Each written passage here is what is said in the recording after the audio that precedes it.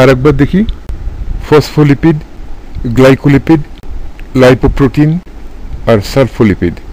তার মানে আমরা ফসফোলিপিড আর গ্লাইকোলিপিডের ছাড়া আর দুটো রয়েছে তার মধ্যে লিপিড নাম দিয়ে একটি রয়েছে লাইপোপ্রোটিন, প্রোটিন নামে রয়েছে, আর তিনটি নাম এর সঙ্গে লিপিড শব্দটি রয়েছে। তাহলে সালফোলিপিড, গ্লাইকোলিপিড আর ফসফোলিপিড। সালফো আর ফসফো, আরেকটি রয়েছে গ্লাইকোলিপিড। এই হয়ে গেল যৌগিক লিপিডের নামগুলো আমরা শিখে ফেললাম। যদি একটি ভুলে যাই আমরা কাজ করলে আবার মনে এসে যাবে। আর 3 নম্বর হচ্ছে উদ্ভূত লিপিড। উদ্ভূত লিপিডের মধ্যে একটি রয়েছে স্টিরয়েড, আরেকটি হলো টারপিনস, আরেকটি হলো রাবা। এখন সরললিপিড সম্বন্ধে আমরা আলোচনা করছি।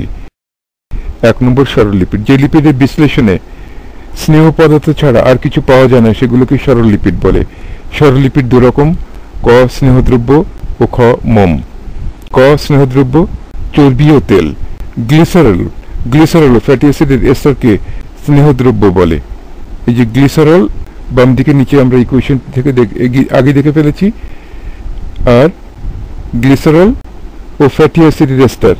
তাহলে ফ্যাটি অ্যাসিড আমরা দেখছি যে পামিটিক অ্যাসিড, ফ্যাটি অ্যাসিড 3 অণু পামিটিক অ্যাসিড 1 অণু গ্লিসারলের সঙ্গে বিক্রিয়া করে ট্রাইপামিটিন বা ট্রাইগ্লিসারাইড চর্বি তৈরি করছে।